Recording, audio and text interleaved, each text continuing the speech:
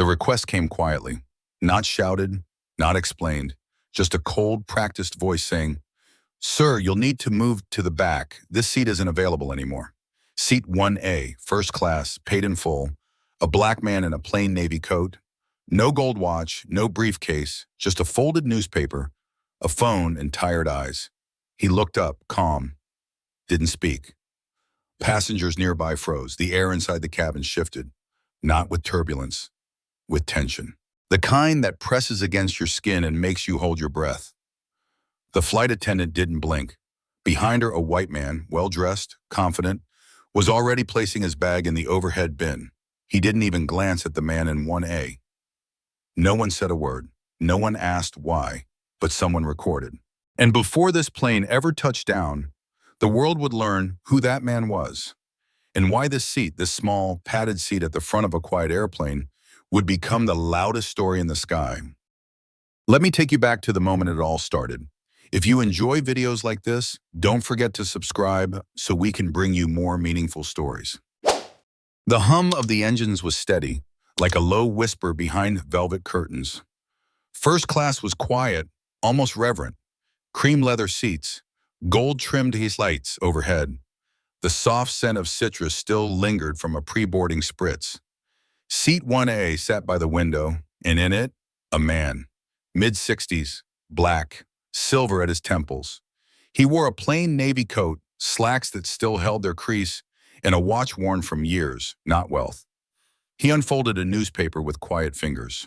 One page crackled faintly as he smoothed it across his lap.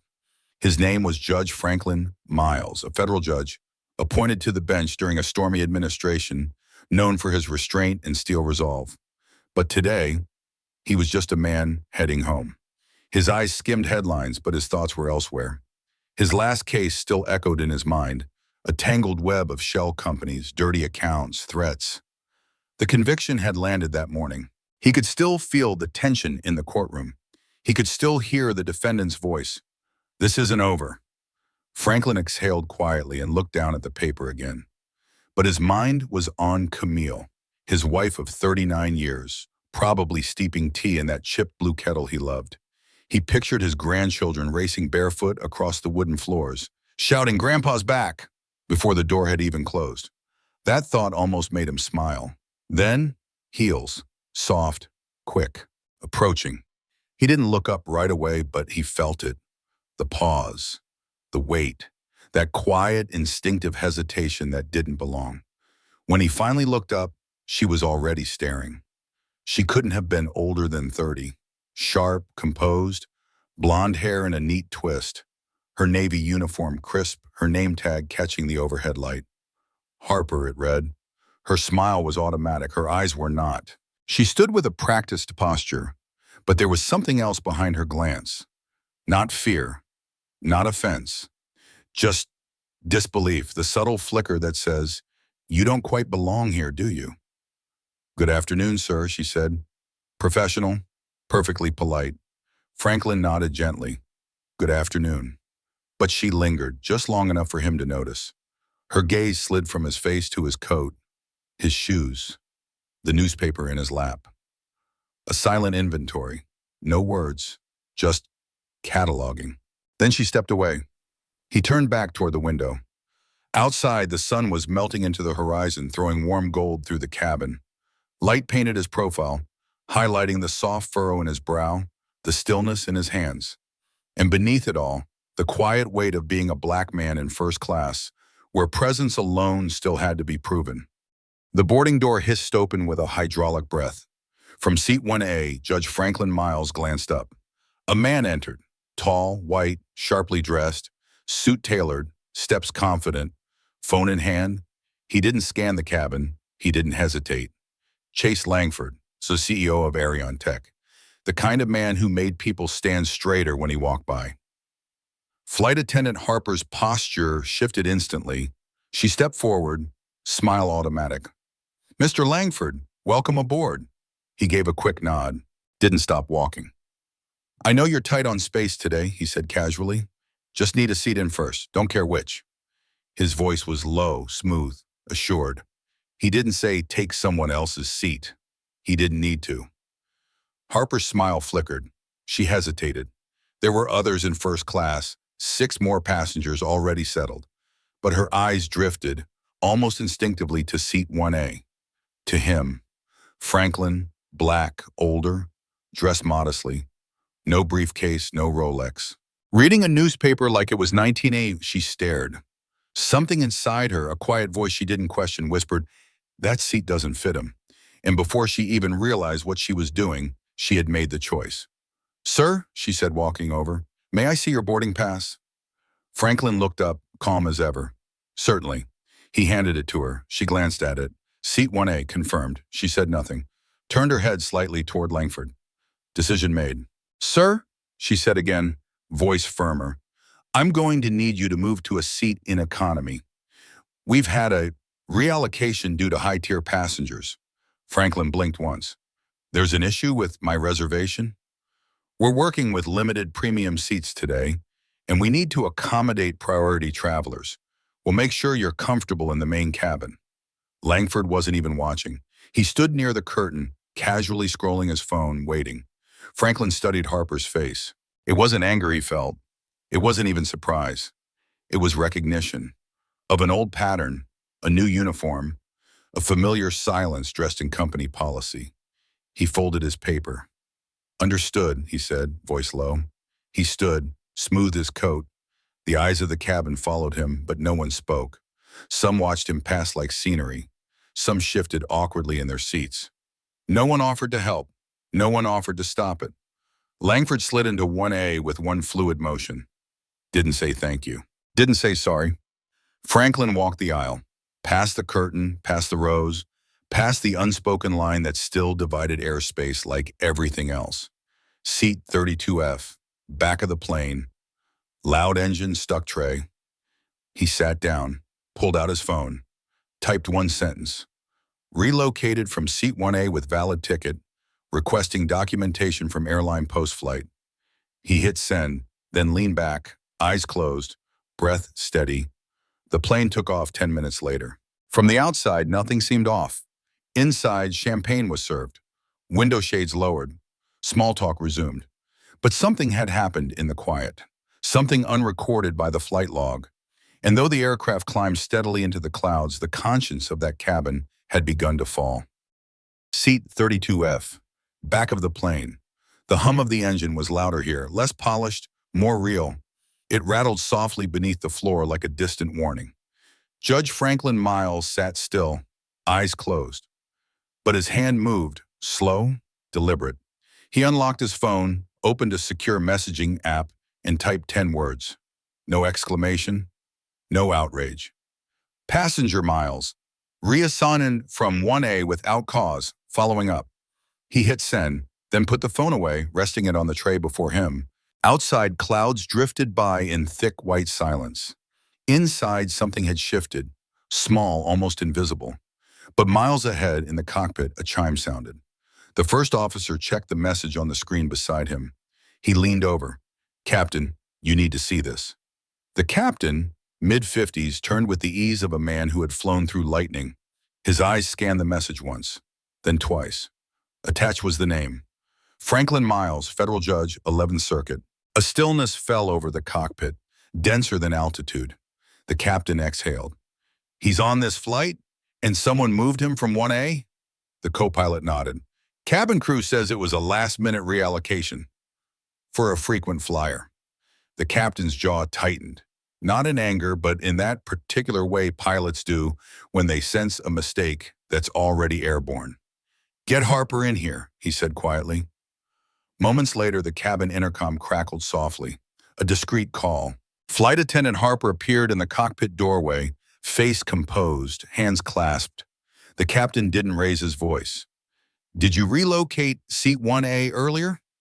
"Yes, sir," she said, clearing her throat. "There was a priority request, and do you know who that passenger is?" Harper blinked, then frowned. "I assumed he wasn't listed under any special. He's a federal judge, 11th Circuit, Senate confirmed." Silence. Something in her posture cracked, not dramatically, not enough for others to see, but enough for her to feel. She opened her mouth to explain. Nothing came out. The captain didn't lecture her, didn't scold. He simply looked forward and said, "Return him to 1A, now." Harper nodded and stepped back, the door sliding shut behind her. She walked down the aisle, slower than before, each step echoing in her own ears. She passed row after row, passengers reading, napping, unaware of the quiet storm shifting above them, until she reached row 32. Franklin was awake. He didn't flinch when she arrived. "Sir," she said softly, "the captain would like to apologize for the confusion. Your original seat is available now. We'd be honored if you'd return to 1A. He looked at her, not with triumph, not with bitterness, just a calm that held history inside it. He nodded once. "Thank you." He stood, took his coat, and walked forward through the same aisle, this time not as a man being moved, but as someone reinstated into the space he'd never lost the right to occupy. He sat in 1A, same seat, same window. But now the air felt heavier, not because it was tense, but because every eye in first class now knew what silence had allowed. Seat 1A remained unchanged. The cushion still held his shape. The window still framed the soft layers of cloud like a moving painting. Judge Franklin Miles stepped back into the cabin with quiet steps. No announcement, no escort, just presence. Passengers looked up, some trying not to. The ones who had watched him leave now watched him return. Their faces unreadable, shaped by guilt, curiosity, shame, respect, and silence. He sat down, same posture, same coat folded neatly on his lap. But the atmosphere around him had changed, heavier now, like the cabin had lost pressure in a different way. The light clink of heels approached from behind. Harper stood at his side again, this time not with authority, but apology wrapped in protocol. She leaned slightly, lowered her voice. "Sir, I want to sincerely apologize for earlier. It wasn't my intent." He didn't look at her. His gaze was fixed outside, where the sky stretched in quiet blue infinity. Her voice faltered. He said nothing. No scolding, no demand, only the sound of jet engines humming steadily through tension. She straightened, her lips pressed together, and walked away. Behind her, a quiet rustling started. Whispers, half-breathed. A man in 2B leaned toward his wife, eyes wide. A woman in 3A set her champagne flute down without drinking. In 4C, someone slowly shook their head. Regret, maybe. Recognition. No one spoke aloud, but the silence was crowded now. Not empty, charged. A few heads turned toward the front of the cabin, toward the man now framed in soft gold light from the oval window. He didn't move, didn't blink, just stared out, as if watching something unfold miles below, something only he could see. Then, a soft zip, a rustle of fabric. From the seat across the aisle, the CEO shifted. Chase Langford, still dressed like a magazine cover, but his expression had cracked. He stood, quietly, lifted his bag from the overhead bin, adjusted his collar, then turned without a word and stepped back through the curtain, toward economy. The ripple that followed wasn't noise. It wasn't even movement. It was stillness, the kind that makes people look inward. No one applauded, no one cheered, because some lessons aren't loud. Some reckonings arrive in silence and stay there. The wheels touched down with a muted thud. Rubber-kissed runway. The cabin jolted, just slightly, as if the plane itself exhaled with a relief. But inside, there was no applause, no cheer of tourists returning, just the dull click of seatbelts unlocking and the sound of movement held back by uncertainty. Outside the oval window, sunlight spilled over the tarmac, blinding white, sharp against the cold gray of asphalt. Jet bridges creaked into place. And in seat 1A, Judge Franklin Miles remained still for a breath longer than anyone else. Then he rose. Calm, measured. He reached for his coat, smoothed it over one arm, and stepped into the aisle. The curtain had been drawn back. Two men stood near the exit. Security suits, dark ties, clipped radios. They weren't there to check passports. They were there for him. One gave a respectful nod. "Sir, this way, please." He followed. Not because he needed to, but because the world outside that door no longer waited patiently. As Franklin stepped out of the cabin, the air changed. It wasn't just colder. It buzzed. Down the jet bridge, the lights seemed brighter than usual. Then the sound hit, like static breaking through silence. Voices, cameras, phones. The terminal was flooded with press. A wall of reporters stood at the end of the corridor, some still in mid-sentence, others already pointing lenses. Judge Miles, did she know who you were? Was it racially motivated? Can you comment on the airline's response? Sir, is it true they tried to cover it up? He didn't answer, not yet. He just kept walking. The security escorts held the crowd back as he passed, flanked by flashes, microphone poles, and murmurs of "there he is." Somewhere above them all, a television screen in the lounge flickered to life. A federal judge removed from first class mid-flight sparks national outrage. On social media, the story had already exploded. A 43-second video, taken by a passenger from row 2, had gone viral within an hour. It showed Harper asking him to move, the CEO sliding in silently, in the stillness that followed. 2.6 million views. Seat 1A, flying while black, had dignity. In silence, news outlets picked it up. Influencers dissected it. Attorneys weighed in. And inside the offices of the airline's corporate headquarters, damage control had already begun. Harper sat alone in a break room at the crew terminal, her hands folded, her name badge turned face down on the table. Outside the glass door, 2 uniformed supervisors stood whispering. Then it came, soft but final. You've been placed on indefinite leave, pending formal investigation. No shouting, no tears, just the cold echo of consequence. Far above the runway, a new flight was already taking off. But down below, something far heavier had landed. Not just a plane, but a reckoning. The apartment was small. 1 bedroom, bare walls. A half-finished cup of tea sat cold beside a laptop still glowing with unread emails.